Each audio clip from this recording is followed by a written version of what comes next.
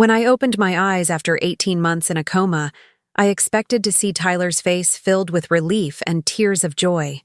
Instead, I found myself staring at a wedding announcement pinned to my hospital room bulletin board. Tyler Brooks and Vanessa Kane, married 3 weeks ago at Riverside Manor. The woman in the white dress was radiant, glowing with happiness as she kissed my husband under an arch of white roses.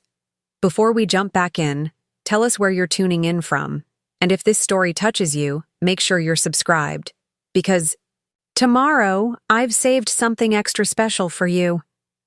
What Tyler didn't know was that his new wife had been stealing from his business accounts for months, and I had the proof locked away in a safety deposit box he'd forgotten I had access to. What Vanessa didn't know was that our marriage was never legally dissolved, making her an unwitting participant in bigamy. But the biggest surprise of all was what I discovered about the night of my accident, and how it would bring both their carefully constructed lies crashing down. The fluorescent lights above my hospital bed buzzed with an irritating frequency that somehow felt both foreign and familiar. My throat was raw, my voice nothing more than a scratchy whisper when I tried to call for a nurse. The calendar on the wall read March 15th, 2024. The last date I remembered was September 3rd, 2022. 18 months of my life had simply vanished, erased by what the medical charts at the foot of my bed called a traumatic brain injury sustained in a motor vehicle accident. Dr. Rachel Martinez found me sitting up in bed, staring at that wedding announcement with trembling hands. Rachel had been my college roommate before she became one of Cedar Falls' most respected neurologists, and the relief in her dark eyes when she saw me awake was genuine and overwhelming. She rushed to my bedside, her professional composure cracking as tears streamed down her cheeks. "Amanda, thank God," she whispered, taking my hand in both of hers. "We weren't sure you'd ever wake up. Your brain activity had been so minimal for the past 6 months that we'd started discussing long-term care options." I held up the wedding announcement, my voice barely audible. "Rachel, what is this? When did Tyler get married?" The color drained from her face. She glanced toward the door, then back at me, clearly struggling with how much to reveal. "Amanda, there's so much you need to know. Tyler, he claimed that you had expressed wishes about not wanting to be kept on life support indefinitely. He said you discussed it after your mother passed away from her long illness." That was a lie. My mother had died peacefully in her sleep from natural causes when I was in college. Tyler and I had never had any such conversation because there had never been a reason to have one. I tried to sit up straighter, ignoring the dizziness that threatened to overwhelm me. "Where is he? Where's my husband?" Rachel's expression grew more troubled. "He's been living in the house you shared on Maple Street with his new wife. Amanda, he had you declared legally dead after 12 months. The marriage to Vanessa Kane is legitimate in the eyes of the law because your death certificate made him a widower." The words hit me like physical blows. Legally dead, widower, new wife living in my home. I thought about the garden I'd spent 3 years cultivating behind that house, the kitchen where I'd learned to make Tyler's grandmother's apple pie recipe, the bedroom where we'd planned our future together. Another woman was sleeping in my bed, cooking in my kitchen, probably complaining about the temperamental sprinkler system I'd never gotten around to fixing. "But I'm not dead," I said, the obvious statement feeling surreal as it left my lips. "No, you're very much alive, which creates a rather complicated legal situation." Rachel squeezed my hand. "Amanda, I need to ask you something, and I need you to think carefully. Do you remember anything about the night of your accident?" I closed my eyes, trying to push through the fog that seemed to surround those final memories. Tyler and I had been arguing about something, but the details remained frustratingly out of reach. I remembered driving, but not where I was going or why I was alone. The headlights of an oncoming vehicle were the last clear image I could summon. "Fragments," I admitted. "We fought about something, but I can't remember what. I was driving somewhere at night." Rachel nodded slowly. "The police report said you were found on Highway 101, about 20 miles outside of town. Your car had gone off the road and hit a tree. They assumed you'd fallen asleep at the wheel." Something in her tone suggested there was more to the story, but before I could ask, a commotion in the hallway drew our attention. Raised voices, one of which I recognized despite the months of silence. Tyler was arguing with someone at the nurse's station. "I don't care what your visiting hours are," his familiar voice carried through the partially open door. "I received a call that there's been a development with my late wife's condition. I have every right to be here." Late wife. The casual way he referred to me as a past tense person made my stomach clench with a mixture of grief and rage. Rachel moved toward the door, clearly intending to intercept him, but I stopped her with a gesture. "Let him come in," I said. "I want to see his face when he realizes his dead wife is very much alive." Tyler Brooks entered my hospital room looking every inch the successful real estate developer he'd worked so hard to become. His dark hair was perfectly styled, his expensive suit tailored to his athletic frame. He'd always been handsome in a conventional way, the kind of man who looked good in Christmas cards and at charity fundraisers. But something was different about him now. There was a hardness around his eyes that hadn't been there before, a calculating coldness that made him seem like a stranger wearing my husband's face. He stopped short when he saw me sitting up in bed, his confident stride faltering as the blood drained from his features. For a moment, neither of us spoke. We simply stared at each other across the sterile hospital room while machines beeped and hummed around us, marking the rhythm of my very much alive heartbeat. "Amanda," he finally whispered, and I heard genuine shock in his voice. Whatever reaction he'd been expecting when he came to the hospital, it wasn't this. "Hello, Tyler. You look well. Marriage seems to agree with you." He moved closer to the bed, his movements careful and deliberate, as if I were some kind of wild animal that might bolt at any sudden motion. "I can't believe you're awake. The doctors said the chances were so slim. We all thought—" "That I was dead?" "Yes. I heard about the death certificate. Quite presumptuous of you, don't you think?" Tyler glanced at Rachel, who was watching our interaction with undisguised interest. "Could we have a moment alone?" "No," Rachel said firmly. "Amanda has been through significant trauma. As her attending physician, I need to monitor her stress levels during any emotional encounters." I was grateful for Rachel's protective instincts, but I also needed to hear what Tyler had to say without the filter of professional medical supervision. "It's okay, Rachel. Just wait outside the door. Please." She hesitated, then nodded reluctantly. "I'll be right outside. If you need anything at all, just call out." When the door closed behind her, Tyler moved to the chair beside my bed and sat down heavily. Up close, I could see the signs of stress etched around his eyes, the slight tremor in his hands. This wasn't the confident man who had built Brooks & Associates into one of the most successful real estate firms in Cedar Falls. "Amanda, I need you to understand something. When you didn't wake up after 6 months, then 9 months, then a year, the doctors were saying there was almost no chance of recovery. Your brain scans showed minimal activity. I had to make impossible decisions about your care, about our finances, about our future." "Our future? Or your future with Vanessa Kane?" His jaw tightened. "That's not fair. I mourned you. I grieved for the life we'd planned together. Vanessa helped me through the darkest period of my life." "How convenient.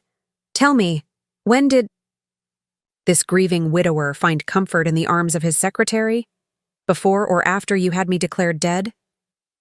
Tyler stood abruptly, pacing to the window that overlooked the hospital parking lot. "Vanessa wasn't my secretary when we met. She was handling the legal aspects of your estate. She was professional, compassionate, understanding. Our relationship developed naturally over time." I studied his profile as he stared out the window, noting the defensive set of his shoulders, the way he avoided eye contact when discussing his new wife. There were pieces of this story that didn't fit together, details that felt rehearsed rather than genuine. "Tell me about the night of my accident," I said quietly. Tyler turned from the window, his expression guarded. What do you want to know? You were in a car accident. These things happen. What were we fighting about? For just a moment, something flickered across his features. Fear, maybe, or recognition. I don't remember arguing. You went out to meet your sister Linda for dinner, but you never made it to the restaurant. That detail struck me as wrong, though I couldn't yet articulate why. Linda lived across town, and the restaurant where we usually met was in the opposite direction from where my car was found. Why would I have been on Highway 101, heading away from Cedar Falls rather than toward it? I'd like to see Linda, I said. Has she been to visit me during all this time? Of course, she was here constantly for the first few months, but as time went on, and it became clear that you weren't going to wake up, she had to get back to her own life. She has kids, Amanda. She couldn't put her entire existence on hold indefinitely. Something in his tone suggested criticism, as if my prolonged unconsciousness had been an inconvenience to everyone involved. I made a mental note to call Linda as soon as I was able, to get her version of events and understand what had really happened during those 18 months. Tyler moved back to the chair, leaning forward with his elbows on his knees in a posture that was familiar from countless conversations during our marriage. Amanda, I know this is overwhelming, and I know you must have questions about everything that's happened. But I need you to understand that I've moved on. Vanessa and I, we've built a life together. We're legally married. But you were already married. To me. You were declared dead. In the eyes of the law, our marriage ended when you died. Except I didn't die. Tyler ran his hands through his perfectly styled hair, disrupting its careful arrangement. This is going to be complicated. There will be legal implications, financial considerations, the house, the business, our joint accounts. Everything had to be settled as part of your estate. I felt a chill that had nothing to do with the hospital air conditioning. What happened to my things? My personal belongings? Most of them are in storage. Some of Vanessa's belongings are at the house now, but we kept your important items safe. Important items. Preparing and narrating this story took us a lot of time, so if you are enjoying it, subscribe to our channel. It means a lot to us. Now back to the story. As if 18 years of accumulated memories and possessions could be reduced to a few boxes in a storage unit. I thought about my grandmother's jewelry, the photo albums chronicling our relationship, the collection of vintage books I'd been gathering since college. All of it apparently deemed unimportant enough to be packed away and forgotten. I want to see the house, I said. Tyler shook his head immediately. That's not a good idea. Vanessa doesn't know about this yet. She's going to need time to process the situation. Vanessa is going to need time? I'm the one who woke up to find her husband married to someone else. I'm the one whose entire life has been erased while I was unconscious. I understand you're upset, but you have to see this from her perspective too. She married a widower. She's been taking care of a man who lost his wife in a tragic accident. This isn't her fault. The way Tyler defended his new wife sparked something hot and angry in my chest. During our marriage, he'd never shown that kind of protective instinct toward me. If anything, he'd often criticized me for being too emotional, too reactive, too invested in situations that he felt were beneath his concern. Where is she now? I asked. At work. She manages the office at Brooks & Associates now. Of course. She did. Vanessa had stepped into my husband's life so completely that she was now running his business as well as sharing his bed. I wondered what other aspects of my existence she had claimed as her own. I want you to leave now, I said, suddenly exhausted by the conversation and the magnitude of everything I was learning. Tyler stood, straightening his tie in a gesture I remembered from our marriage. It was something he did when he felt he'd handled a difficult situation successfully. I'll call you in a few days once you've had time to process everything. We'll figure out how to handle this situation fairly for everyone involved. Everyone involved. as if I were just another complication in his business dealings rather than the wife he'd abandoned in a hospital bed. I watched him walk toward the door, noting the confidence that had returned to his stride now that the initial shock had worn off. "Tyler," I called out just as he reached for the door handle.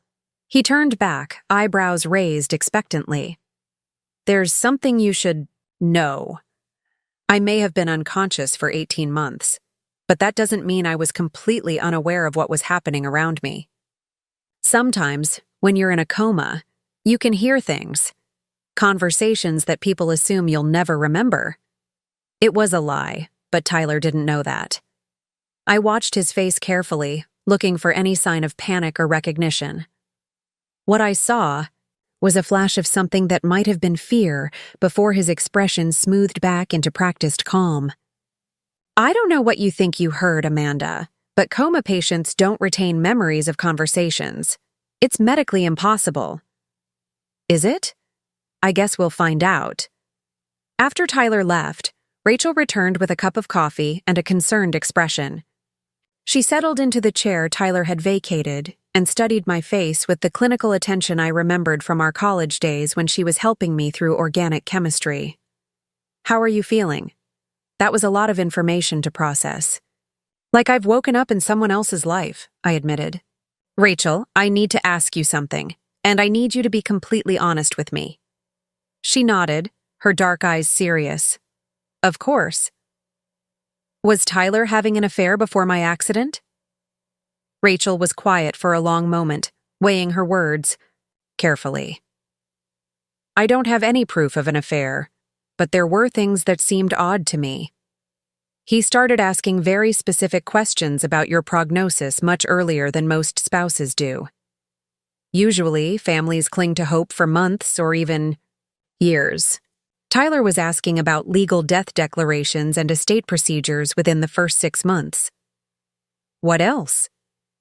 Vanessa Kane started appearing at the hospital as Tyler's emotional support around month 4. At first, she was just someone from his legal team helping with insurance paperwork. But by month 6, she was holding his hand in the waiting room and staying overnight when he couldn't. I absorbed this information, adding it to the growing list of details that painted a picture I didn't like. "Rachel, I need you to help me with something. I need to contact Linda without Tyler knowing about it. And I need to understand what really happened the night of my accident. Amanda, you should focus on your recovery right now. The rest of this can wait until you're stronger." "No, it can't wait. Tyler is already planning how to handle this situation fairly for everyone involved. I need to know what I'm dealing with before he has time to get ahead of me." Rachel stood and walked to the small whiteboard where the nursing staff tracked my vital signs and medication schedule. She erased the existing information and wrote a phone number in her neat handwriting. "Linda's current number. She's been worried sick about you, Amanda. She never stopped believing you'd wake up." I stared at the number, feeling the first genuine spark of hope I'd experienced since opening my eyes. If Linda had continued to believe in my recovery when everyone else had given up, maybe she'd also noticed things about Tyler's behavior that others had missed. "There's something else," Rachel said, returning to her chair. "Something I probably should have mentioned earlier, but I wanted you to get through that conversation with Tyler first." "What is it?" "Your accident. I've seen a lot of car crash injuries in my career, and something about yours never sat right with me. The police report said you hit a tree, but your injury pattern was more consistent with being struck by another vehicle." The room seemed to tilt slightly around me. "What are you saying?" "I'm saying that either the police investigation was incomplete, or there were details about that night that never made it into the official report. Your head injury was severe, but it was focused on the right side of your skull in a way that suggested lateral impact rather than the forward collision described in the accident report. I tried to process this information alongside everything else I was learning, but my brain felt sluggish and overwhelmed. 18 months of unconsciousness, a husband who'd remarried after having me declared dead, and now the possibility that my accident wasn't really an accident at all. "I need to rest," I said, suddenly desperate for everyone to leave so I could think clearly. Rachel nodded, checking her watch. The nursing staff will want to run some cognitive tests with you later, today, and we'll need to discuss your physical therapy options. But for now, sleep is the best thing you can do. After she left, I stared at the ceiling tiles and tried to organize my thoughts. Tyler had moved on with suspicious speed, marrying a woman who had inserted herself into his life while I lay, unconscious. The circumstances of my accident were questionable at best, and somewhere in the fog of my missing memories was a fight significant enough to send me driving alone at night on a highway that led away from my intended destination. I reached for the phone beside my bed and dialed Linda's number, my fingers trembling as I pressed each digit. The phone rang 3 times before I heard my sister's familiar voice. "Hello? Linda? It's Amanda." The silence stretched so long that I began to worry the call had been disconnected. Then I heard a sharp intake of breath and the sound of something clattering to the floor. "Amanda? Oh my God, Amanda! Is it really you? Are you awake? Are you okay?" Hearing my sister's voice broke something loose inside me, and tears began streaming down my cheeks. "I'm awake, Linda. I'm at Cedar Falls General. Can you come see me?" "I'm already grabbing my keys. I'll be there in 20 minutes. Don't go anywhere." For the first time since waking up, I smiled.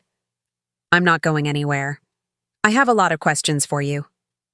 "I have answers," Linda said, and something in her tone suggested that our conversation was going to reveal even more complications in my already upended world.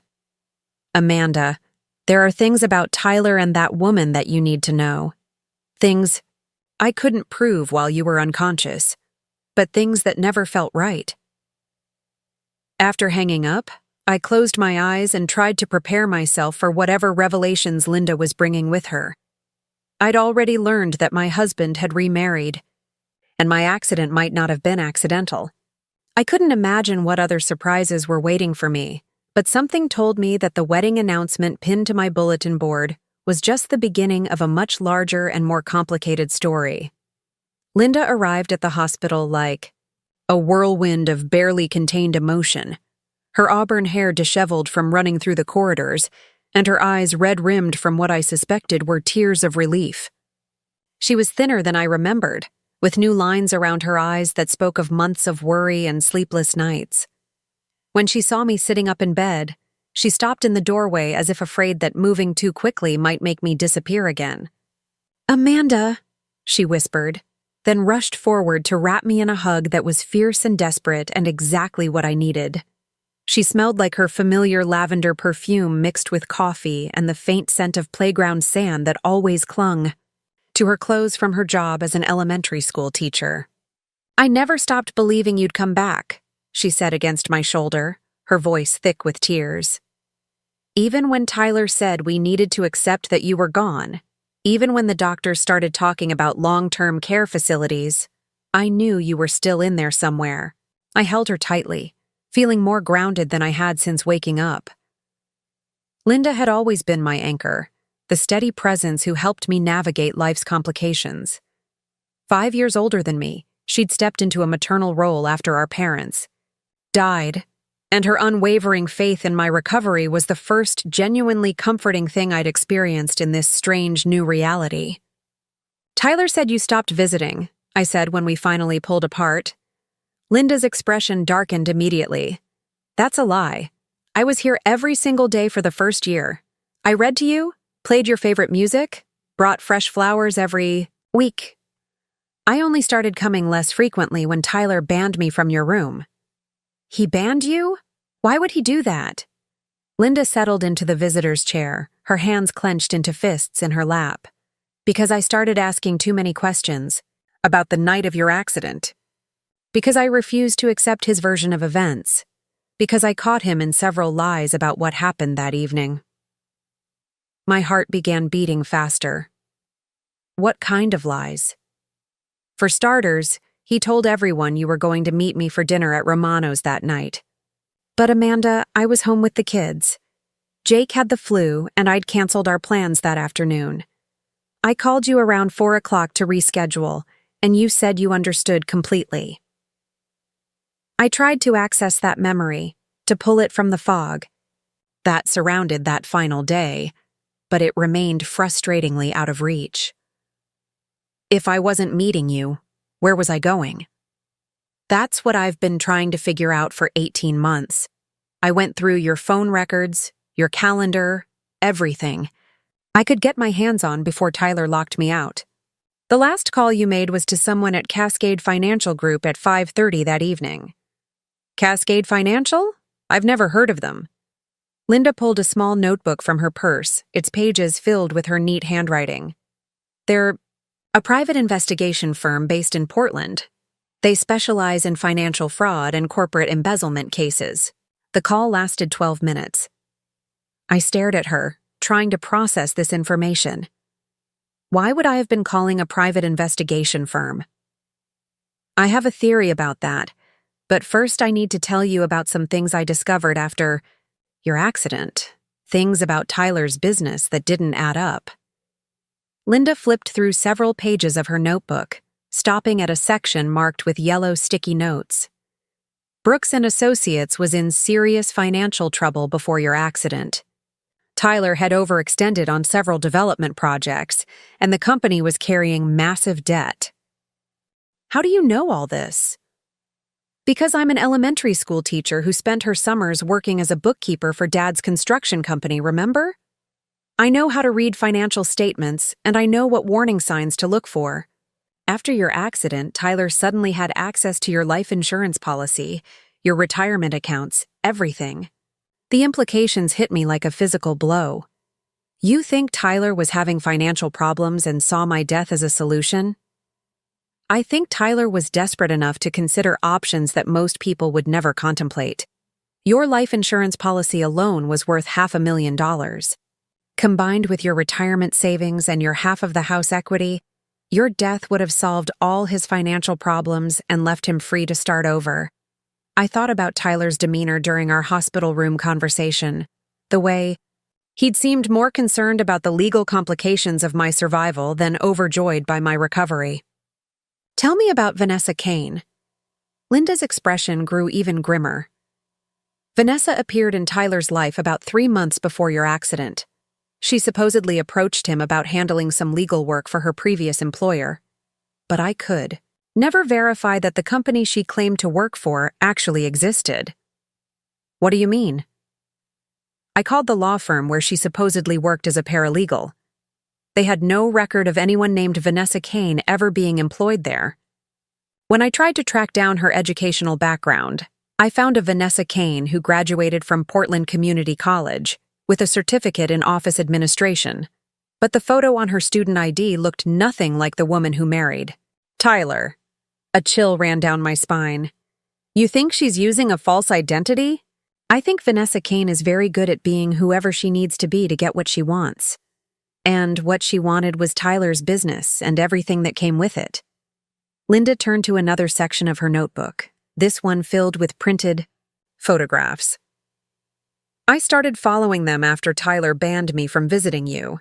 I know it sounds crazy, but I needed to understand what was really happening. She handed me a series of photos that showed Tyler and Vanessa at various locations around Cedar Falls. In some, they were having intimate dinners at expensive restaurants. In others, they were meeting with well-dressed men in parking lots and office buildings. But it was the final photo that made my blood run cold. This was taken 2 weeks before your accident, Linda said quietly.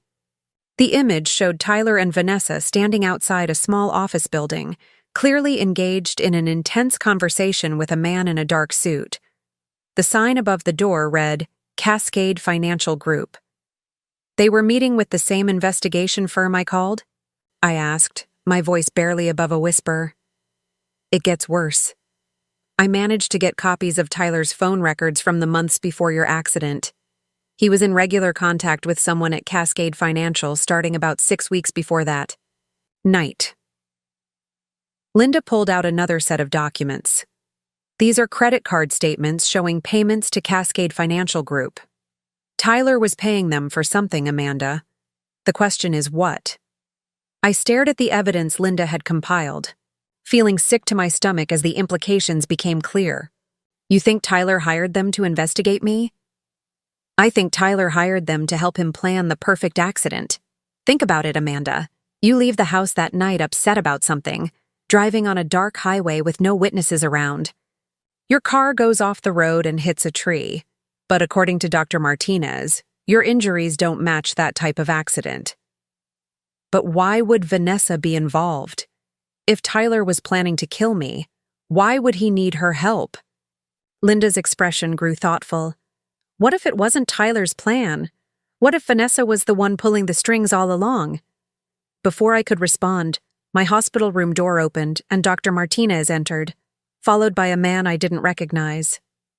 He was tall and broad-shouldered, with graying hair and the kind of weathered face that suggested he'd spent years dealing with difficult situations. Amanda, I'd like you to meet Detective Mike Thompson, Dr. Martinez said. He's been looking into some irregularities surrounding your accident case. Detective Thompson stepped forward, extending his hand. Ms. Brooks, I'm glad to see you're awake. I've been hoping to speak with you for quite some time. Linda immediately tensed beside me. Why is a detective here? I thought Amanda's accident was a closed case. It was, Detective Thompson said, settling into a second chair that Dr. Martinez had brought from the hallway. Until some new information came to light about 3 months ago that made us take another look at the circumstances. What kind of new information? I asked. Detective Thompson pulled out a small recording device and placed it on the rolling table beside my bed. I received an anonymous tip that led me to obtain a search warrant for Cascade Financial Group's offices. What we found there was very interesting. He pressed play on the device, and I heard voices that made my heart race with recognition. Tyler's voice, clear and unmistakable, talking to someone I assumed was Vanessa. The arrangement we discussed needs to happen soon. The financial pressure is getting worse, and Amanda's been asking questions about the missing funds from the business account. A woman's voice responded, sultry and confident. Everything is in place. The accident will look completely natural, and afterward, you'll have access to her life insurance and retirement accounts. Plus, with her out of the picture, there won't be anyone to challenge your control of the business. What about her sister? Linda's been suspicious about our relationship. Linda doesn't have any legal standing. Once Amanda is gone and we're married, any claims she makes will look like the desperate accusations of a grieving family member. The recording continued for several more minutes, detailing plans for my accident with clinical precision. They discussed the best location, the optimal timing, even backup plans if their initial attempt failed. What chilled me most was how casually they talked about ending my life, as if I were nothing more than an obstacle to be removed. When the recording ended, the hospital room was silent except for the steady beeping of my heart monitor. Linda was crying quietly, her hand covering her mouth in horror. Dr. Martinez looked pale and shaken. Detective Thompson watched me carefully, waiting for my reaction. How did you get this recording? I asked, surprised by how calm my voice sounded. It was part of a larger collection of files that Cascade Financial kept on their clients. Apparently, they routinely recorded planning sessions as insurance against their clients, trying to back out of agreements or betray them later. So Tyler and Vanessa hired this company to help them plan my murder. That's exactly what they did. Cascade Financial Group isn't just a private investigation firm. They're what you might call a problem-solving service for people who have problems that can't be solved through legal means. I absorbed this information, feeling strangely detached from the reality that my husband and his lover had conspired to kill me. What happened that night? Did they carry out their plan? Detective Thompson nodded grimly. Based on our investigation, we believe Vanessa forced your car off the road using a stolen vehicle. The impact was designed to look like you'd fallen, asleep at the wheel and crashed into the tree. But she miscalculated the force needed. Instead of killing you instantly, The accident left you in a coma. But Tyler acted like a grieving husband for months. Because the plan was always for him to appear devastated by your tragic death. He needed to maintain that performance until he could legally access your financial accounts and marry Vanessa without suspicion. Linda leaned forward, her voice shaking with rage. So they've been living off Amanda's money this entire time, thinking they'd gotten away with attempted murder. Not just living off it, Detective Thompson said. They've been very busy. Tyler used Amanda's life insurance payout to stabilize Brooks and Associates, and Vanessa has been systematically draining the company's accounts ever since they got married. I looked up sharply. What do you mean draining the accounts? Detective Thompson smiled for the first time since entering the room. This is where the story gets interesting. You see, Vanessa Kane, or whatever her real name is, appears to be a professional con artist. We've found evidence linking her to similar schemes in 3 other states over the past decade. He pulled out a file folder and spread several photographs across my bedside table. Each showed the same woman I'd seen in Tyler's wedding announcement, but with different hair colors and styles, different clothing, different names on identification documents. In Nevada, she was Sarah Mitchell, married to a casino owner who died in a suspicious boating accident. In Arizona, she was Jennifer Walsh, widow of a successful contractor who suffered a fatal heart attack just 6 months after their wedding. In Colorado, she was Lisa Crawford, whose husband fell down a flight of stairs and broke his neck. She's a serial killer, Linda whispered. She's a black widow, Detective Thompson corrected. And Tyler was never meant to be her final target. He was just a convenient stepping stone to access the assets she really wanted. Which were what? Your family's trust fund. I stared at him blankly. What family trust fund? Detective Thompson looked confused. You don't know about the Walsh family trust? Linda suddenly went very still beside me. Oh my God, Amanda. I completely forgot with everything that's been happening. The trust from Great Aunt Meredith. What trust? I asked, feeling like I was missing crucial pieces of a puzzle. Great Aunt Meredith died about 2 years ago, Linda explained. She left a substantial trust fund that was split between us. But there were conditions. The money could only be accessed by beneficiaries who were married and over the age of 35. I'm 34. You'll be 35 next month. The trust was set up so that you'd gain access to your portion on your 35th birthday, provided you were still married. Detective Thompson nodded. The trust is worth approximately $2.7 million. Your portion would be $1.35 million. I felt the room spinning around me as the full scope of Vanessa's plan became clear. She wasn't just after Tyler's business and my life insurance. She was after the trust money. By marrying Tyler after your apparent death, she positioned herself to claim your inheritance as his widow. The trust documents have provisions for posthumous transfers to surviving spouses. But I'm not dead. No, you're not, which means that when you turn 35 next month, you'll have legal access to money that Vanessa has been counting on receiving. Money she's probably already borrowed against or committed to other ventures. Linda grabbed my hand. Amanda, this means you have leverage. You have something she wants desperately, and now that you're awake, she can't get it. Detective Thompson stood up, collecting his photographs and files. Ms. Brooks, I need to ask you to consider working with us on this case. With your testimony about the conversation you overheard before your accident, combined with the evidence we've gathered, we can put both Tyler and Vanessa away for attempted murder and conspiracy charges. What would I need to do? First, we need you to remember everything you can about that night. Any detail, no matter how small, could be crucial. Second, we'd like you to help us gather evidence about their current activities. You want me to spy on them. We want you to help us prove that they're continuing to commit crimes.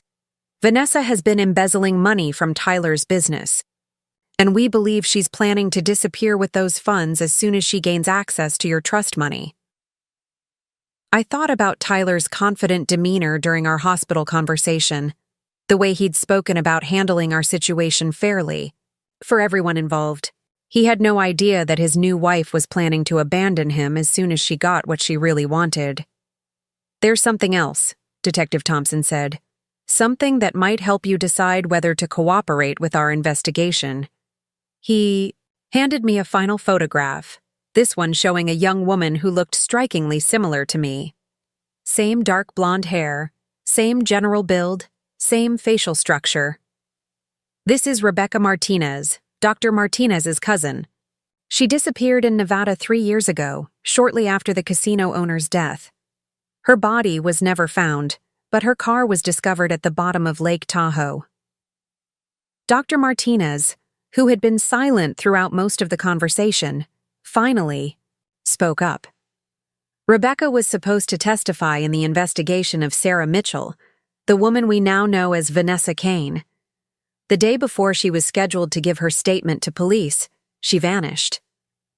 I stared at the photograph, seeing my own face reflected in Rebecca's features.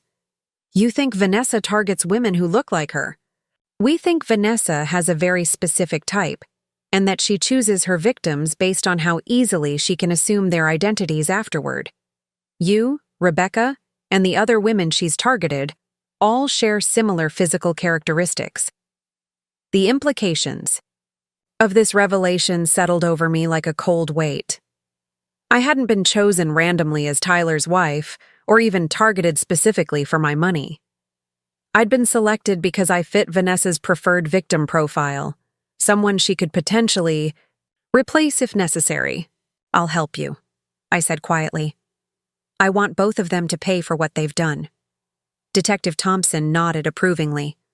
"Good. We'll start by monitoring their activities and documenting any evidence of ongoing crimes. But first, you need to focus on your recovery and getting your strength back." After Detective Thompson and Dr. Martinez left, Linda and I sat in contemplative silence.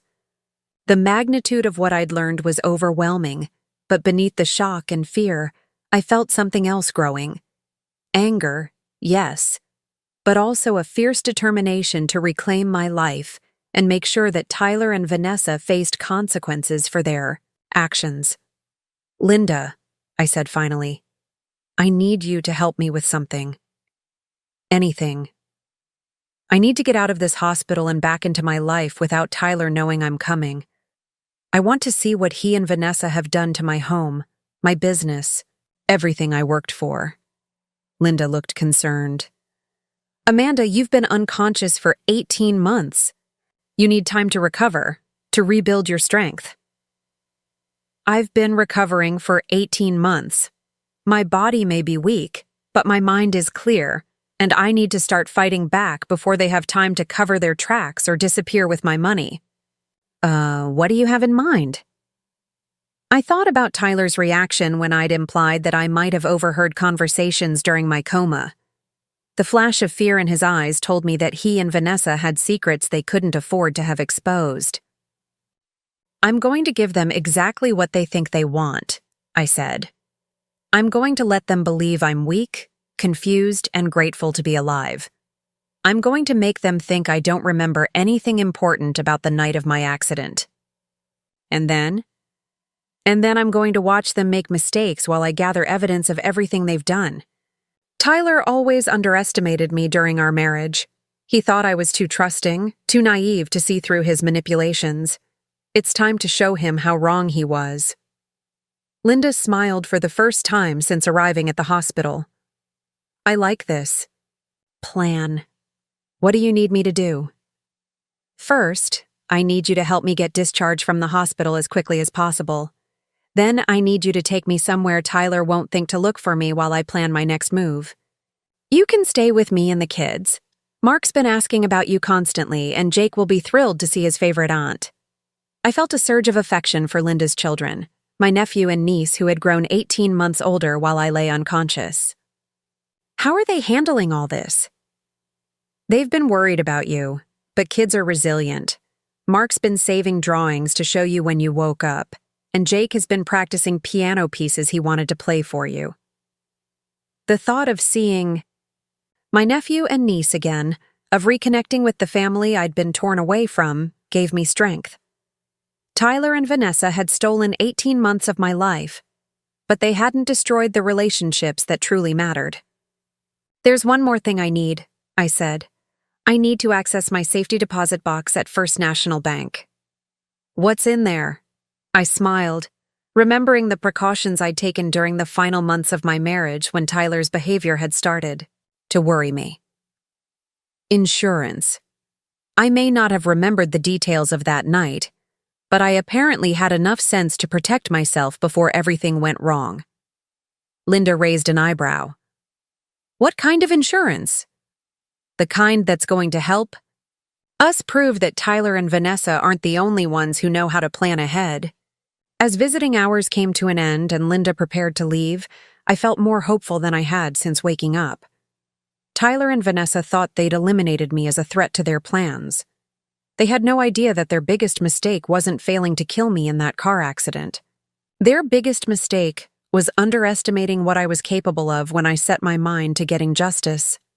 Tomorrow, I would begin the process of reclaiming my life and making sure that the people who'd tried to destroy me faced the consequences of their actions. Tyler wanted to handle our situation fairly for everyone involved. I was going to make sure he got exactly what he deserved. 3 days later, I signed my discharge papers with hands that shook only slightly from residual weakness. Not fear. Dr. Martinez had been reluctant to release me so quickly, but the physical therapy assessments showed that my motor functions were returning rapidly, and my cognitive tests revealed no lasting damage from the brain injury. What she didn't know was that I'd been pushing myself through extra exercises during the night shifts when the hospital was quiet, determined to regain my strength as quickly as possible. Linda arrived to pick me up wearing dark sunglasses and a baseball cap, looking more like she was planning a covert operation than a simple hospital pickup. She'd borrowed her neighbor's sedan instead of driving her own recognizable minivan, and she'd mapped out a route to her house that avoided the main roads where Tyler might spot us. "You look like you're enjoying this spy stuff a little too much," I told her as we walked toward the parking garage. "I've been watching too many crime shows while sitting with you at the hospital," she admitted with a grin. "But seriously, Amanda, we need to be careful. Tyler called me yesterday asking if I'd heard from you. He seemed nervous about something." I settled into the passenger seat, grateful to be moving under my own power for the first time in 18 months. The world outside looked both familiar and strange, like a place I'd visited in dreams but never quite experienced fully. Cedar Falls had continued existing without me. Buildings had been repainted, new businesses had opened, trees had grown taller, but the essential character of the town remained unchanged. "What did you tell him?" "That I hadn't heard anything," which was technically true at the time. But he kept pressing, asking if I thought you might try to contact me, whether I believed you were really as confused as you seemed during his visit. "He's worried I remember more than I'm letting on." "Good. Let him worry." Linda's house sat on a quiet cul-de-sac lined with mature oak trees and well-maintained family homes. Her front yard showed evidence of her children's activities: chalk, drawings on the driveway, a bicycle with colorful streamers abandoned near the porch steps, a soccer ball resting against the garage door. It was exactly the kind of normal, lived-in environment I needed to ground myself in reality. Mark and Jake burst through the front door before Linda had even turned off the engine, their faces bright with excitement and relief. At 10 and 7, they'd grown noticeably taller during my absence, but their enthusiastic hugs felt wonderfully familiar. Mark had inherited Linda's auburn hair and serious demeanor, while Jake shared my blonde coloring and animated personality. "Aunt Amanda, I saved all my drawings for you," Mark announced, pulling me toward the house. "Mom said you might not remember things, but I wanted to show you everything that happened while you were sleeping." Jake bounded alongside us, chattering about his piano lessons and the loose tooth he'd lost 2 months ago. Their uncomplicated joy at my return was healing in a way that medical care couldn't provide.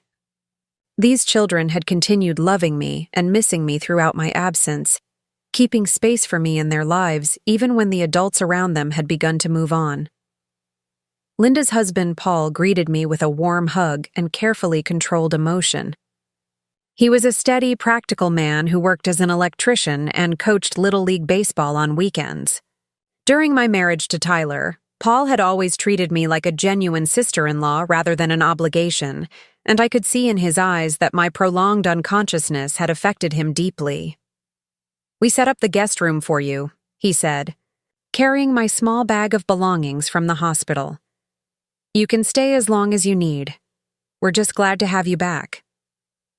That first evening at Linda's house felt surreal and precious. We ordered pizza and watched animated movies with the kids, engaging in the kind of mundane family activities that I'd taken for granted before my accident.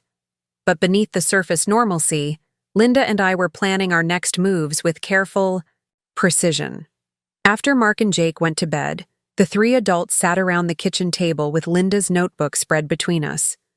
Paul had been briefed on the basic details of Tyler and Vanessa's conspiracy, and his anger was visible in the tense set of his jaw and the way his hands curled into fists when Linda mentioned the recorded conversation. "So what's the plan?" Paul asked. "You can't just confront them directly. If they're willing to commit murder once, they might try again if they feel cornered." "Detective Thompson wants me to help gather evidence of their ongoing crimes," I said.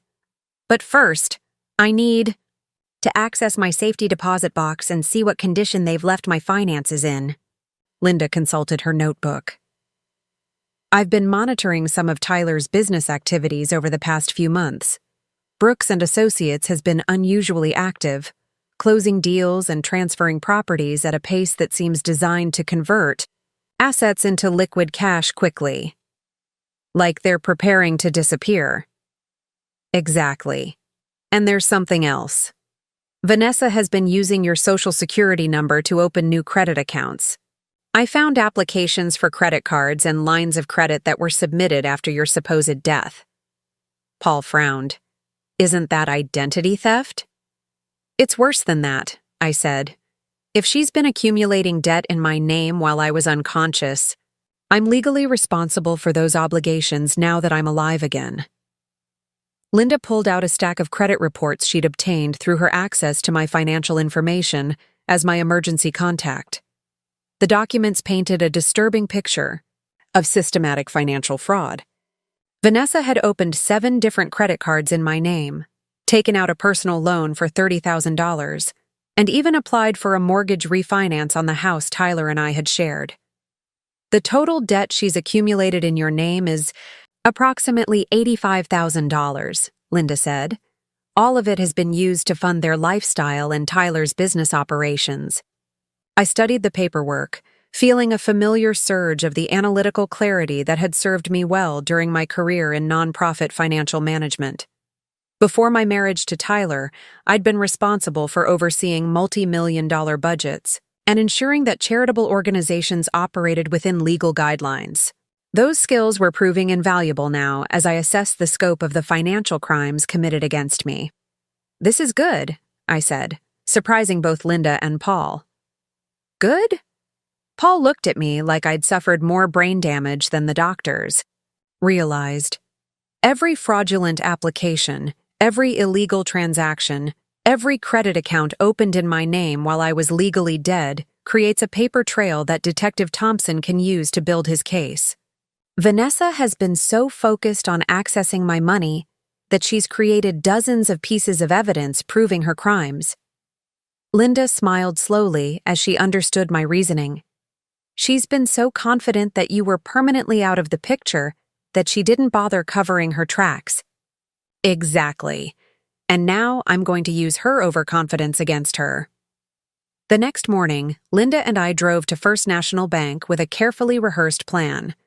I would access my safety deposit box while Linda created a distraction by conducting routine banking business at the main counter. If Tyler had been monitoring my accounts for any sign of activity, we wanted to minimize the chances that my visit would be immediately reported back to him. The bank manager, Mrs. Chen, recognized me despite my thinner appearance and shorter hair. Her double take was almost comical, and I could see her struggling to reconcile my presence with whatever she'd been told about my condition. "Ms. Brooks, this is quite unexpected. We were under the impression that you were still in a comatose state. I've recovered more quickly than anyone anticipated," I said, offering her a weak smile.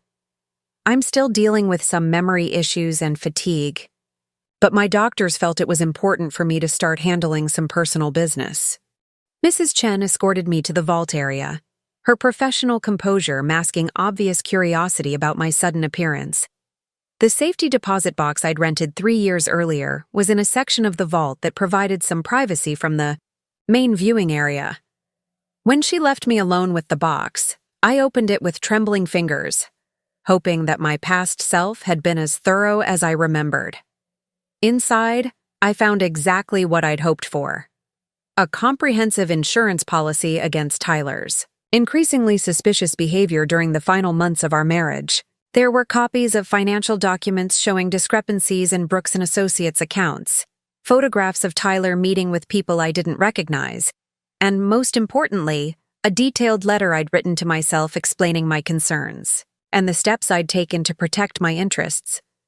The letter was dated 2 weeks before my accident, and reading it brought back memories that had been locked away by trauma and time. I remembered the growing unease I'd felt about Tyler's secretive phone calls, the way he'd started excluding me from business decisions that had previously been discussed openly. I'd been planning to confront him about my suspicions, but I'd wanted to gather evidence first to support my concerns. Among the documents was a copy of a private investigator's report detailing Tyler's financial dealings and personal relationships. The investigator, someone I'd hired independently, had uncovered evidence of Tyler's affair with Vanessa as well as irregularities in his business practices that suggested potential embezzlement from client accounts. Most significantly, I found a sealed envelope containing a detailed account of the argument Tyler and I had engaged in the night of my accident.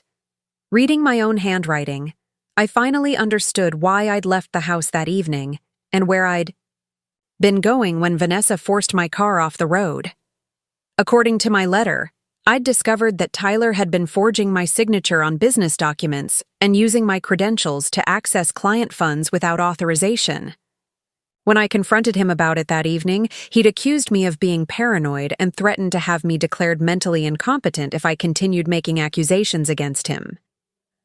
I'd been driving to meet with the private investigator to deliver additional evidence and discuss filing criminal charges against Tyler for fraud and embezzlement.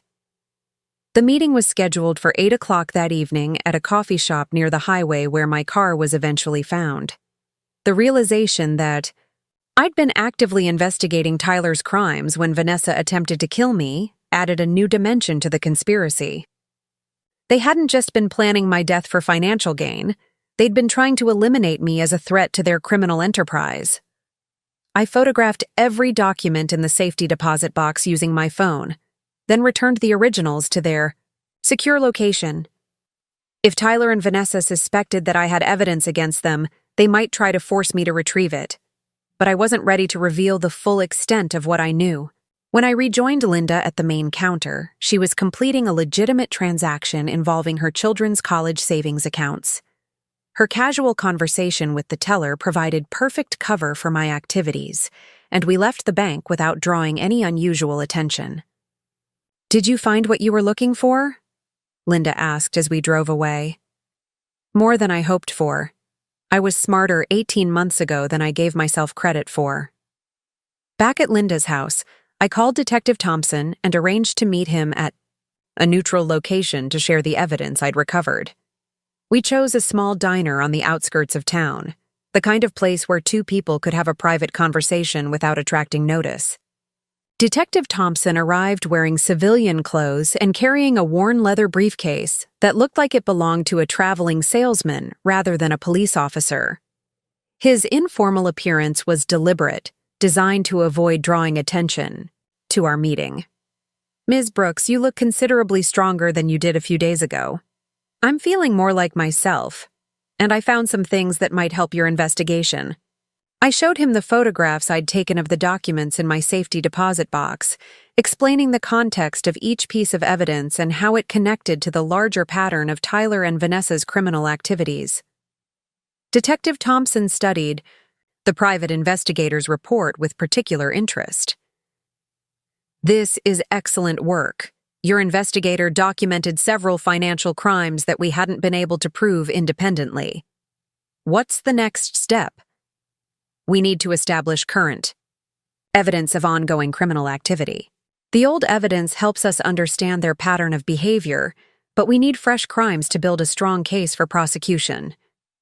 He pulled out a small device that looked like a standard smartphone but was slightly thicker than normal models. "This is a recording device that looks and functions like a regular phone. If you're willing to wear it during interactions with Tyler and Vanessa, we can gather evidence of any admissions or threats they make." I took the device, testing its weight and functionality. "What kind of interactions are you hoping for?" "We want you to approach them as a confused, vulnerable accident victim who doesn't remember the details of that night.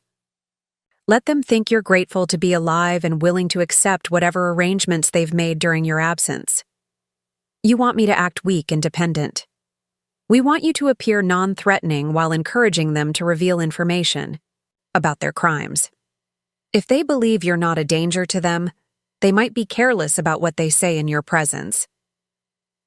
I considered the risks of this approach. Tyler and Vanessa had already tried to kill me once, and they might view my survival as a threat that needed to be eliminated permanently. But I also understood that gathering evidence against them would require taking calculated risks. "When do we start?" "Tomorrow evening. We've learned that Tyler and Vanessa will be attending a charity fundraiser at the Cedar Falls Country Club. It's the kind of public event where you could approach them naturally, and the setting will provide some protection since they can't react violently in front of witnesses." Detective Thompson handed me an invitation to the fundraiser. "How did you get this?" "We have friends in the community who understand what's at stake. Dr. Martinez arranged for you to be added to the I.O. guest list as a last-minute addition." I examined the invitation, noting that the event was a benefit for the local children's hospital. The irony wasn't lost on me that Tyler and Vanessa would be attending a charity function while actively committing crimes against the community they pretended to serve. What if they refuse to talk to me? Then we'll find another approach. But based on their behavior patterns, I think they'll want to assess how much you remember and whether you pose a threat to their plans.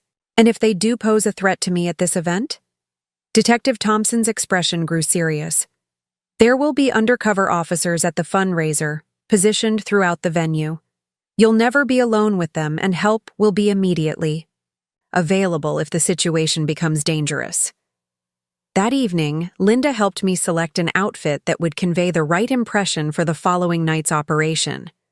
We chose a simple black dress that was elegant but not attention-grabbing, along with minimal jewelry and makeup that emphasized my pale, recently recovered appearance. "You need to look like someone who's been through a traumatic experience, but is trying to rejoin society," Linda said, studying my reflection in her bedroom mirror.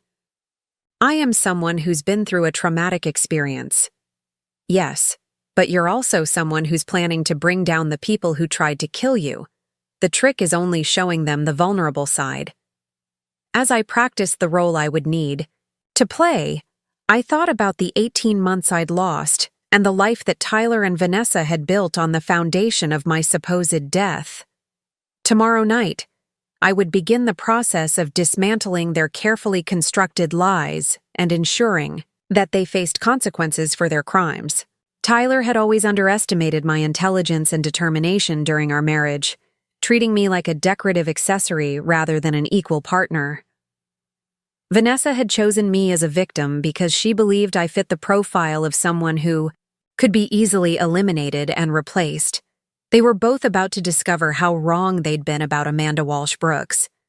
The woman who woke up from that coma was not the same person who'd been driven off the road 18 months ago. I'd been forged by trauma and loss into something harder and more determined than either of them could have anticipated. The charity fundraiser would be my debut performance in this new role. but it was only the beginning of a much larger plan to reclaim my life and ensure that justice was served. The Cedar Falls Country Club sparkled with understated elegance on the night of the Children's Hospital fundraiser. String lights draped between towering pine trees created a warm ambiance across the outdoor terrace, while inside the main ballroom, crystal chandeliers cast soft light over round tables adorned with white linens and centerpieces of local wildflowers. The event drew the town's most prominent citizens, business leaders, and philanthropists, all gathered to support a worthy cause while enjoying an evening of refined socializing. I arrived 30 minutes after the official start timing my entrance to ensure that Tyler and Vanessa would already be settled into the evening's rhythm. Linda had dropped me off at the main entrance, squeezing my hand before I stepped out of the car. "Remember, you're fragile but grateful," she'd whispered. "Let them think they're in control." The recording device Detective Thompson had given me was tucked securely into my purse, its activation button easily accessible through the side pocket. 3 undercover officers were positioned throughout the venue, identified to me only by subtle signals. A man in a navy suit adjusting his tie near the bar, a woman in burgundy at the silent auction table, and a server with a small pin on his lapel shaped like a crescent moon. As I entered the ballroom, conversations quieted and heads turned. Word of my awakening had spread through Cedar Falls social circles with the speed that only small-town gossip could achieve, but seeing me in person clearly shocked many attendees who had accepted my death as established fact. I moved slowly through the crowd, accepting condolences and expressing gratitude for the support people claimed to have provided during my illness. Margaret Hendricks, the country club president, approached me with tears in her eyes and hands outstretched. "Amanda, dear, we're all so amazed by your recovery. Tyler told us the doctors had given up hope months ago." "The human spirit is remarkably resilient," I replied softly, allowing just enough tremor in my voice to suggest ongoing fragility. "I'm still adjusting to everything that's changed while I was away." "Of course, dear. It must be overwhelming to wake up and find that life has moved forward without you." Her words carried an unintentional sting, but I maintained my composed expression. "Tyler has been wonderful about helping me understand everything that's happened.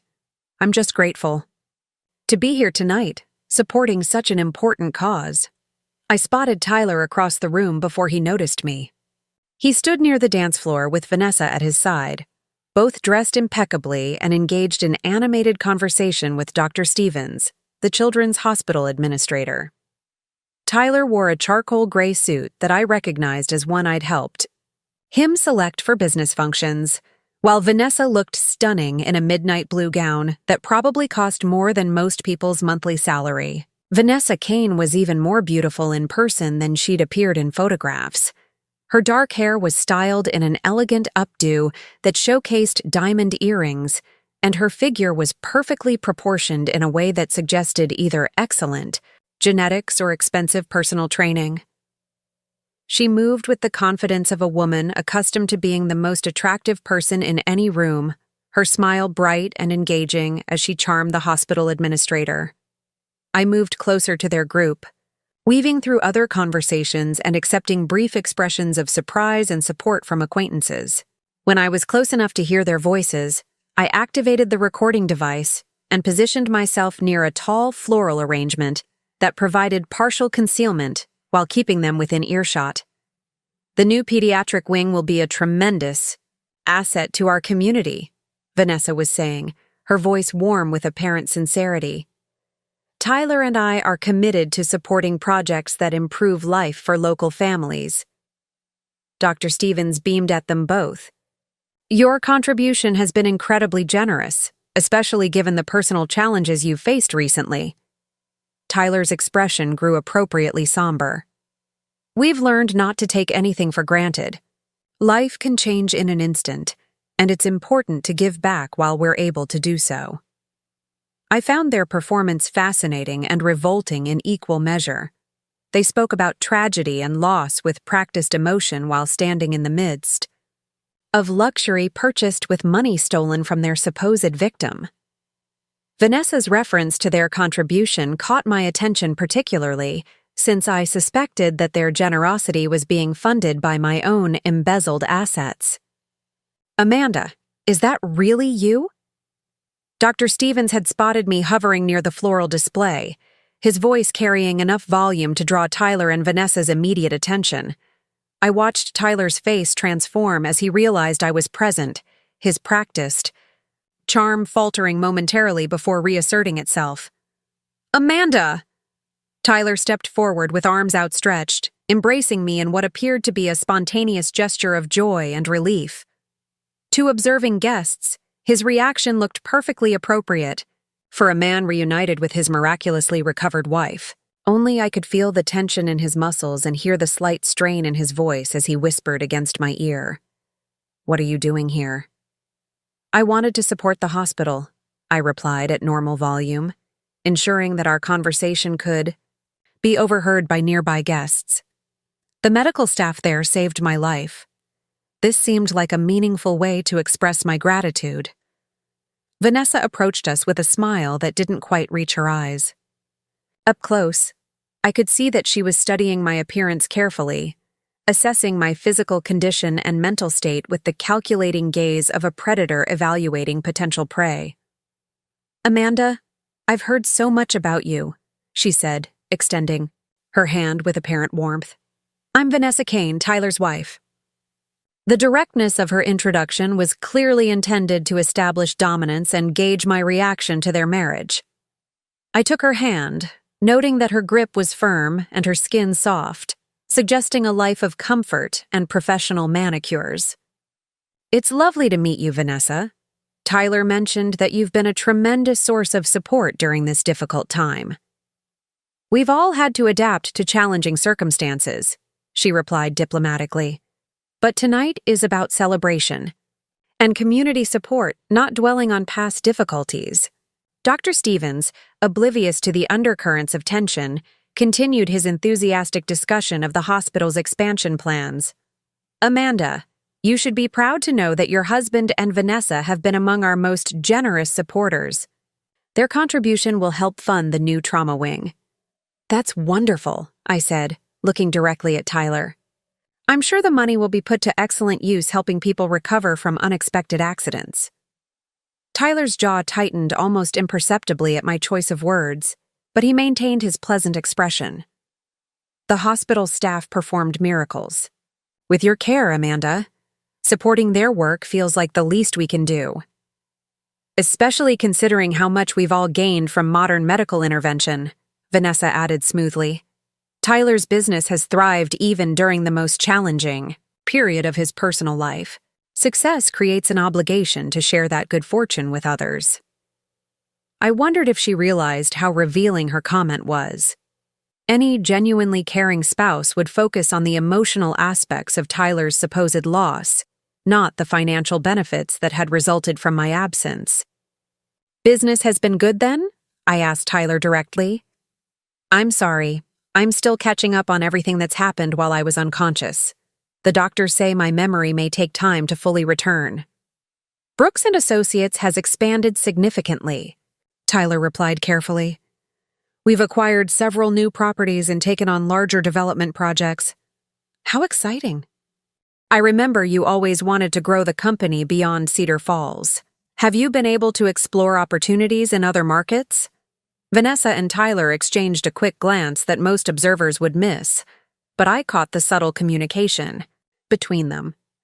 My questions about business expansion had touched on something they preferred not to discuss publicly. "We've been exploring various possibilities," Vanessa said, smoothly redirecting the conversation. "But tonight, let's focus on the wonderful cause we're all here to support." Dr. Stevens seized the opportunity to elaborate on the hospital's fundraising goals, giving Tyler and Vanessa a chance to compose themselves while I listened with appropriate interest.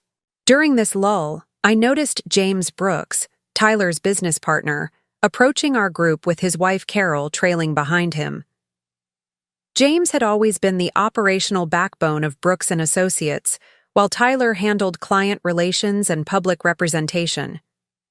During my marriage, I'd observed that James possessed a detailed understanding of every transaction and contract the company handled, making him either a valuable ally in Tyler's criminal enterprises or a potential witness to illegal activities. "Amanda, what a wonderful surprise," James said, his greeting warm but his eyes troubled. "Tyler told me about your remarkable recovery, but seeing you here tonight is truly amazing." Carol embraced me gently, her expression conflicted in a way that suggested she had complicated feelings about my return. "We've all been praying for you, dear. Tyler has been so dedicated to your care." "I've been incredibly blessed," I replied, watching James's reaction carefully. "I understand the business has been doing well despite everything. That must be a relief during such a challenging time." James nodded, but I caught him glancing at Tyler with what appeared to be concern. "We've been fortunate to maintain stability and growth. Tyler's leadership has been invaluable." "James has been essential to our success," Tyler said quickly. "His expertise has allowed us to take advantage of opportunities that might have been overwhelming otherwise." Something in the way Tyler emphasized James's importance suggested tension between the business partners. I filed this observation away for future investigation, sensing that James might be a weak link in Tyler and Vanessa's criminal conspiracy. The dinner announcement interrupted our conversation, and guests began moving toward their assigned tables. I had deliberately arrived without confirming my seating arrangement, forcing Tyler and Vanessa to decide how to handle my unexpected presence. "Amanda, I'm not sure where you're seated," Tyler said, consulting the table cards he'd retrieved from the reception table.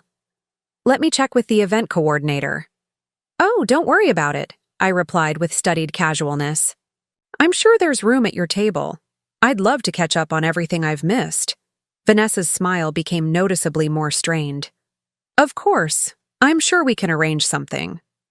The table Tyler and Vanessa shared with James and Carol, Dr. Stevens and his wife, and two other couples connected to Tyler's business, was positioned prominently near the front of the ballroom. An additional chair was quickly added for me, placing me directly across from Vanessa and in perfect position to observe both her and Tyler throughout the meal. Dinner conversation began with safe topics: the quality of the food, appreciation for the event organizers, and general discussion of the hospital's expansion plans. But as wine flowed and the evening progressed, the talk became more personal and revealing. "Amanda, you must be curious about how Tyler managed during your illness," suggested Mrs. Peterson, one of the other wives at the table. "He was so devoted, visiting you constantly and refusing to give up hope even when the doctors were pessimistic." Tyler looked uncomfortable with this characterization of his behavior, while Vanessa's expression suggested she found the conversation tedious. I seized the opportunity to probe for more specific information. "I'm still piecing together the timeline of everything," I said, directing my comment toward Tyler. "When did you and Vanessa meet? I know she helped you through the legal aspects of my situation." "We met about 8 months ago," Vanessa answered before Tyler could respond. "I was working with a law firm that specializes in medical and estate planning issues. Tyler needed guidance navigating the complexities of your care and the legal implications of your condition. 8 months ago would place their first meeting well before Tyler had me declared dead, which contradicted their earlier claims about the development of their relationship. I mentally noted this discrepancy while maintaining an expression of innocent curiosity. That must have been such a difficult time for you, Tyler, making those kinds of decisions about someone you love. It was the hardest thing I've ever faced, Tyler replied, his voice carrying what sounded like genuine emotion. Having to accept that you might never wake up, planning for a future that didn't include you. Vanessa's support was invaluable during that period. We found comfort in each other during a very dark time, Vanessa added, reaching across the table to touch Tyler's hand. Neither of us was looking for a relationship, But sometimes life brings people together when they most need support. James cleared his throat uncomfortably. Perhaps we should focus on more cheerful topics. Amanda's recovery is cause for celebration, not dwelling on painful memories. But I wasn't ready to abandon this line of inquiry. Of course, James. I'm just trying to understand everything that happened while I was away. It's disorienting to wake up and find that so much has changed. What kind of changes are you finding most difficult to adjust to? Dr. Stevens asked with professional interest. Financial matters mostly. I'm still learning about the arrangements that were made during my incapacity. I suppose Tyler had to make numerous decisions about our accounts and assets. Tyler's fork clattered against his plate as he set it down abruptly. Amanda, this probably isn't the appropriate setting to discuss personal business matters. You're absolutely right, I agreed quickly. I apologize for bringing up such private concerns. It's just that everything feels so unfamiliar, and I'm grateful to have people who can help me understand what I've missed. Vanessa was studying me with increased intensity, clearly trying to determine whether my questions represented genuine confusion or calculated investigation. Memory issues must be very frustrating, she said sympathetically. Have your doctors provided any guidance about what you might expect in terms of recovery? They're optimistic that most of my cognitive function will return completely. Some specific memories may never come back, but overall, they expect me to regain full mental capacity. I watched both Tyler and Vanessa carefully as I delivered this information, noting the subtle tightening around Tyler's eyes and the way Vanessa's smile became slightly more forced. The possibility that I might recover memories of the night of my accident clearly concerned them. That's wonderful news, James said with apparent sincerity. It will be good to have you back to your old self. Actually, I'm not sure I want to be exactly my old self, I replied thoughtfully. This experience has taught me not to take anything for granted. I think I want to be more involved in important decisions going forward, rather than trusting others to handle everything for me. The implication that I intended to take a more active role in managing my affairs hung in the air, like a challenge. Tyler's jaw tightened visibly, while Vanessa's fingers drummed silently against her wine glass. Independence is certainly admirable, Vanessa said carefully, but you've been through significant trauma. It might be wise to ease back into complex responsibilities gradually.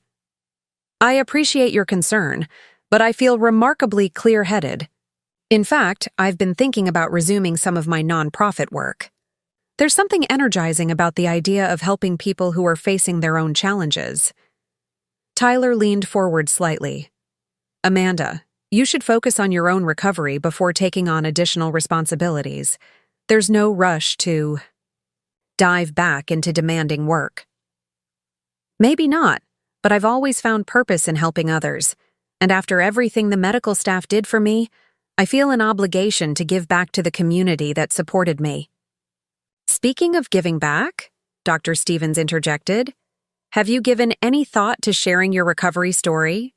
It could provide hope for other families dealing with similar situations. That's an interesting idea. I think people would be fascinated to hear about everything that happened during my unconsciousness. The business decisions that were made, the legal arrangements, the personal relationships that developed. It's quite a remarkable story when you consider all the details. My comment was deliberately ambiguous, but Tyler and Vanessa both understood the underlying threat. I was suggesting that I might make my story public, potentially exposing their activities to scrutiny. Recovery stories can be inspiring, Vanessa said diplomatically, but they can also be quite personal. Some experiences are better kept private, out of respect for everyone involved. True, but I believe in transparency and accountability. People deserve to understand what really happened, especially when public figures are involved. The rest of dinner passed with increasingly strained conversation, as Tyler and Vanessa struggled to maintain their composure while processing the implications of my presence and comments. I continued to play the role of a confused but grateful accident victim, asking innocent questions that carried subtle threats. As the evening wound down and guests began departing, Tyler approached me near the coat check area. "Amanda, we need to talk privately. There are things you need to understand about the current situation." "Of course. I have questions too. There are some gaps in my understanding that I'd like to fill in." "Not here. Can you come to the house tomorrow evening? There are documents and explanations that might help clarify things for you." I pretended to consider his invitation carefully. "I think that would be helpful. What time works for you?" 7 o'clock. And Amanda, it would be better if this conversation remained between us for now, until you have a complete picture of everything that's happened. I understand completely. As I waited for Linda to pick me up, I reflected on the evening's revelations. Tyler and Vanessa had revealed several pieces of information that contradicted their previous statements, and their discomfort with my questions suggested they were hiding much more than I'd initially suspected. Most importantly, Tyler's invitation to visit the house provided an opportunity to gather evidence in the location where they felt most secure. Tomorrow evening's conversation would either provide the proof Detective Thompson needed to arrest them, or it would force them to make their next move in the deadly game we were all playing. Either way, I was ready for whatever came next. The house I'd shared with Tyler for 6 years looked different under the pale autumn evening light. Vanessa had changed the exterior paint from warm cream to stark white, and the garden I'd carefully cultivated had been replaced with geometric landscaping that prioritized appearance over life. Even the front door had been painted black instead of the welcoming blue I'd chosen when we first moved in.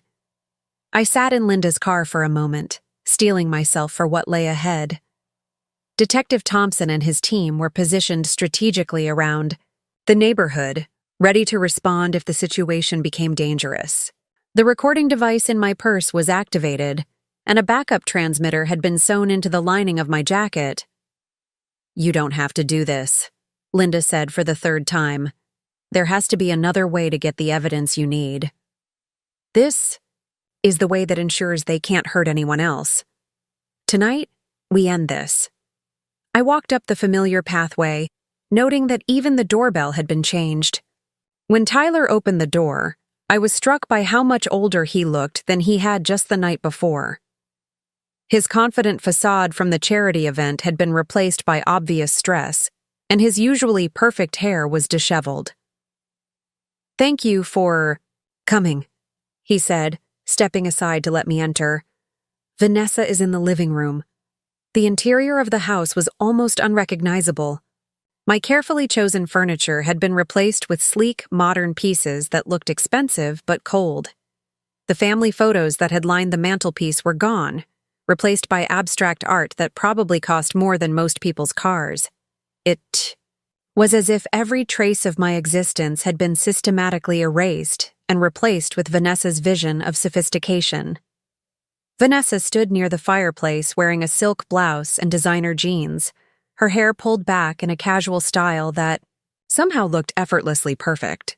She held a glass of red wine and gestured toward a bottle on the coffee table. "Would you like some wine, Amanda? It's a lovely Cabernet from a vineyard Tyler and I visited last month." "No, thank you. I'm still being careful about alcohol while my system recovers." I settled into one of the new chairs, deliberately choosing the seat that would give me the best view of both their faces while keeping my back to a solid wall. The skills I'd developed during my nonprofit career, reading donors and board members for signs of deception, served me well in this much deadlier negotiation. "So," Tyler began, settling onto the couch beside Vanessa, "I think we need to address the elephant in the room." "Which elephant would that be?" I asked with manufactured innocence. "Your questions last night made it clear that you're confused about the legal and financial arrangements that were necessary during your incapacity. I want to explain everything so there are no misunderstandings." Vanessa leaned forward slightly. "We understand this must be overwhelming, Amanda. Waking up to find that your entire life has been restructured while you were unconscious, but everything that was done was handled according to legal requirements. I'm sure it was.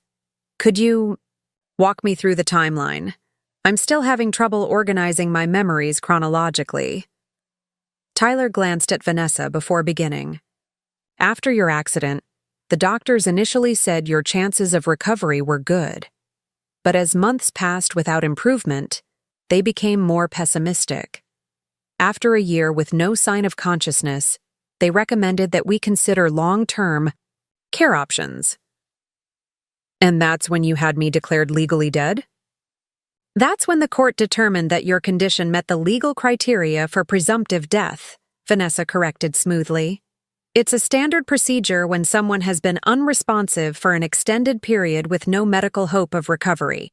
I see. And when did your relationship begin? Tyler and Vanessa exchanged another look. We met when I was helping Tyler navigate the legal complexities of your situation, Vanessa said. Our relationship developed gradually over several months as we worked together and supported each other through a difficult time. How romantic. And the marriage? We married 6 months ago, Tyler said. It felt important to formalize our commitment and create stability during an uncertain period. I nodded thoughtfully. That makes sense. And the house? I notice you've made quite a few changes. We thought it would be healthier to create a new environment rather than living surrounded by reminders of tragedy, Vanessa explained. Tyler needed to move forward with his life. Of course. What about my personal belongings? Family photos, jewelry, things with sentimental value? Tyler shifted uncomfortably. Everything important is in storage. We weren't sure what you'd want when? If you recovered. But you were sure I wouldn't recover. Otherwise, you wouldn't have had me declared dead. The medical evidence suggested recovery was extremely unlikely, Vanessa said carefully. We had to make decisions, based on the information available at the time. I stood and walked to the mantelpiece, studying the expensive art that had replaced my family photographs. These are beautiful pieces. They must have been quite expensive. Vanessa has excellent taste, Tyler said proudly. She's transformed this place into something really special. I'm sure the interior design was costly. How have you been managing financially? I know the business was struggling before my accident. The temperature in the room seemed to drop several degrees. Tyler's jaw tightened, and Vanessa's fingers clenched around her wine glass. Brooks and Associates has been more successful than ever, Tyler said defensively.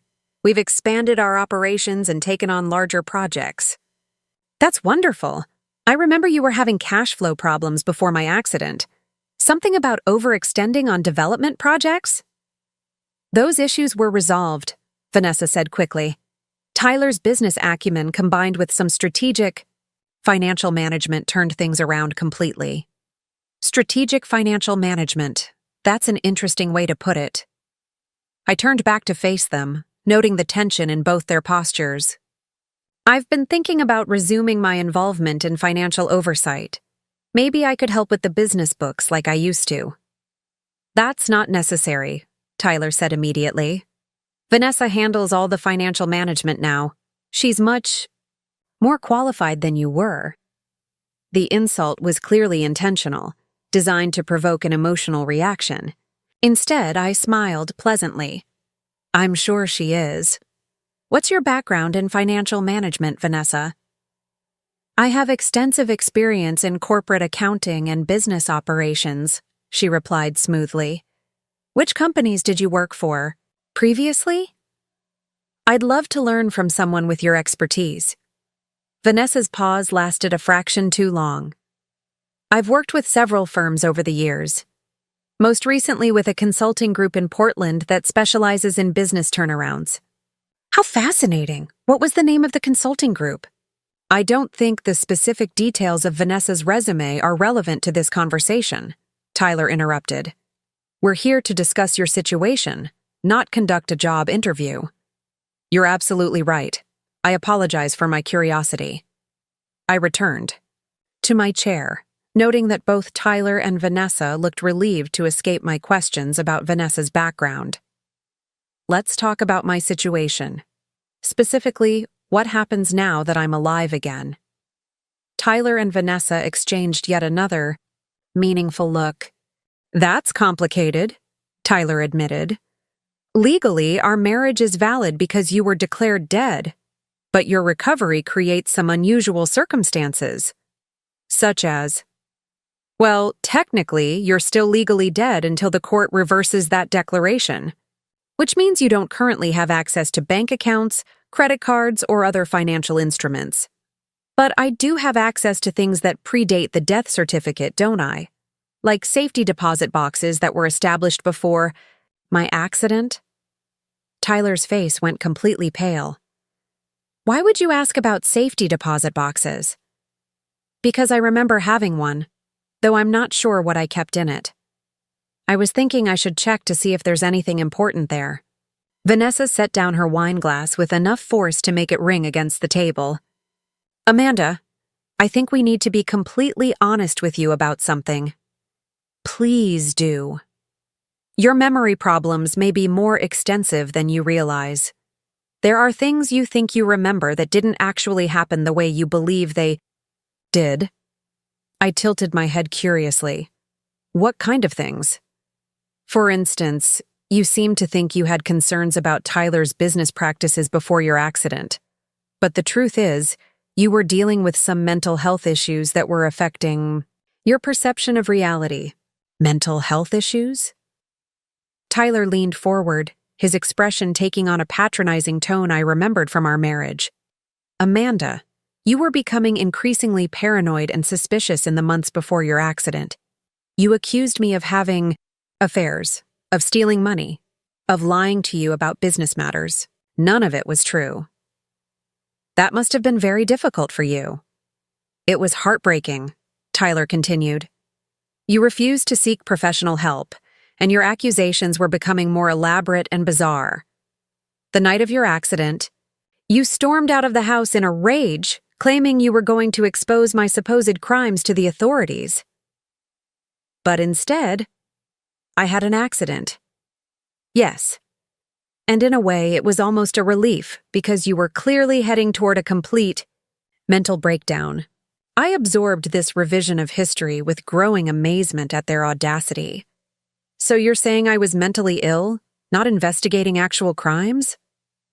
We're saying you weren't thinking clearly, Vanessa said gently. And it's possible that your brain injury has reinforced some of those false memories, making them seem more real than they actually were. That's a terrifying thought. How can I tell the difference between real memories and false ones? That's why it's so important for you to trust the people who care about you, Tyler said. Vanessa and I understand what really happened. We can help you separate fact from fiction. I stood up abruptly, pacing to the window that overlooked the backyard where my garden used to bloom. This is very confusing. I have these vivid memories of discovering financial discrepancies, of hiring a private investigator, of finding evidence that you were stealing from client accounts. The silence behind me was deafening. When I turned around, both Tyler and Vanessa looked like they'd been carved from stone. You hired a private investigator? Vanessa asked, her voice carefully controlled. I think so. But if you're right, about my mental state, maybe that's just another false memory. Tyler stood and moved toward me. Amanda, what exactly do you think you remember about this supposed investigation? It's all very hazy. Something about meeting with someone that night, delivering evidence of financial crimes. But you're probably right that it was all part of my paranoid delusions. Where were you supposed to meet this person? Vanessa demanded, dropping all pretense of gentle concern. I'm not sure. Somewhere near the highway where my accident happened, I think. But again, if none of it was real. Tyler and Vanessa looked at each other with expressions of barely controlled panic. I could see them calculating, trying to determine how much I actually knew versus how much I was guessing. Amanda, Tyler said slowly, Did you keep any documentation of these supposed investigations? I don't think so. Where would I have hidden something like that? A safety deposit box would be a logical place, Vanessa said, her voice sharp with urgency. But you just told me that my memories of having a safety deposit box might be false too. We're just trying to help you sort through what's real and what isn't, Tyler said. If you think you remember having important documents, we should investigate that together. That's very kind of you. Should we go to the bank right now? The bank is closed, Vanessa pointed out. But we could go first thing tomorrow morning. Perfect. I'll meet you there at 9 o'clock. Tyler moved closer to me, his expression intense. Amanda, I need to ask you something, and I need you to answer honestly. Have you spoken to anyone else about these memories? Your sister, the police? Anyone?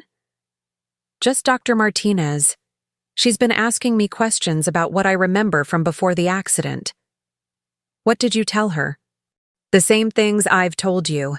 That I have confused memories of investigating financial crimes, but I'm not sure what's real. Vanessa joined Tyler near the window, effectively boxing me in. Amanda, it's very important that you don't share these confused memories with anyone else until we can help you sort through them properly. Why? Because if you start spreading false accusations again, it could damage innocent people's reputations. Tyler's business, our marriage, the respect we've built in the community. I understand. I certainly don't want to hurt anyone with false accusations. Good, Tyler said, relaxing slightly. We'll go to the bank together tomorrow and clear up any confusion about safety deposit boxes or hidden documents. I nodded, agreeably. That sounds like a perfect plan. I should probably get going now. Linda is expecting me back. Of course, Vanessa said. Thank you for being so understanding about everything, Amanda. I know this situation is complicated for all of us. As Tyler walked me to the door, I could feel both of them watching my every movement, analyzing every word I'd spoken for hidden meanings or threats. Amanda, Tyler said as I reached for the door handle, I want you to know that despite everything that's happened, I do care about your well-being. We both do. I appreciate that, Tyler. I know none of this has been easy for anyone. I walked to Linda's car with measured steps, resisting the urge to run despite the adrenaline coursing through my system. As we drove away, I could see Tyler and Vanessa silhouetted in the living room window, engaged in what appeared to be an intense conversation. How did it go? Linda asked. They're planning to kill me tomorrow morning at the bank, I said matter-of-factly. What? They think I have evidence hidden in a safety deposit box that could expose their crimes. They're going to accompany me to the bank tomorrow morning, ostensibly to help me sort through my confused memories.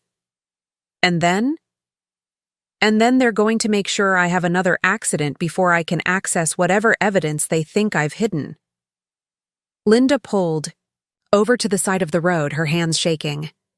Amanda, we have to call Detective Thompson right now. I already did. He's been listening to everything through the transmitter. By tomorrow morning, Tyler and Vanessa will be in custody, and I'll finally have my life back.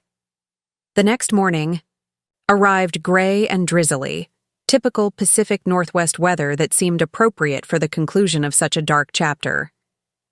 Detective Thompson called at 7 a.m. to confirm that arrests had been made without incident. They're both in custody, he reported. Tyler for conspiracy to commit murder, attempted murder, fraud, and embezzlement. Vanessa for the same charges plus identity theft and suspected involvement in multiple murders across 3 states. What happens now? Now you get to reclaim your life. The death certificate will be reversed, your financial accounts will be restored, and you'll be able to move forward knowing that the people who tried to destroy you are facing justice. 3 months later, I stood in the garden behind my restored house, planting spring bulbs that would bloom when the worst of winter had passed. The legal proceedings had moved swiftly once Tyler and Vanessa realized the weight of evidence against them. Tyler had accepted a plea bargain that would keep him in prison for the next 15 years, while Vanessa faced life in prison for multiple counts of murder and attempted murder. Linda approached from the house carrying 2 cups of coffee and wearing the satisfied expression of someone who had fought a long battle and won. "The insurance company called," she said, settling onto the garden bench I'd recently restored. "They're processing your life insurance claim reversal and should have a check for you within the week." "Good. I want to establish a foundation to help other families dealing with suspicious accidents and insurance fraud." "That seems fitting." I continued planting bulbs, thinking about the strange journey that had brought me to this moment. 18 months of unconsciousness had cost me dearly, but it had also taught me valuable lessons about resilience, the importance of family, and the necessity of fighting for justice even when the odds seemed impossible. "Any regrets?" Linda asked. I considered the question seriously. About Tyler and Vanessa facing consequences for their crimes? None. About losing 18 months of my life? Every day. But I'm alive, I'm free, and I have the chance to build something better from what's left. And the foundation? The Rebecca Martinez Foundation for Victim Advocacy. Dr. Martinez wants to help establish it in memory of her cousin. Linda smiled. Rebecca would have liked that. As the afternoon sun broke through the clouds, illuminating the garden, where new life was taking root, I felt genuinely hopeful about the future for the first time since waking up in that hospital bed. Tyler and Vanessa had tried to erase me from existence, but they had failed to understand the most important truth about survival. Sometimes the greatest strength comes from the determination to rise again after everything has been taken away. My story wasn't just about justice or revenge. It was about reclaiming identity, rebuilding trust, and proving that even the most carefully planned crimes can be undone by courage, intelligence, and the unwavering support of people who refuse to give up on those they love. The bulbs I planted that day would bloom in spring, a reminder that life finds a way to regenerate and flourish even after the harshest winter. And like those flowers, I had emerged from my own dark season stronger, wiser, and more determined than ever to make the most of the second chance I'd been given. Up next, you've got 2 more standout stories right on your screen. If this one hit the mark, you won't want to pass these up. Just click and check them out.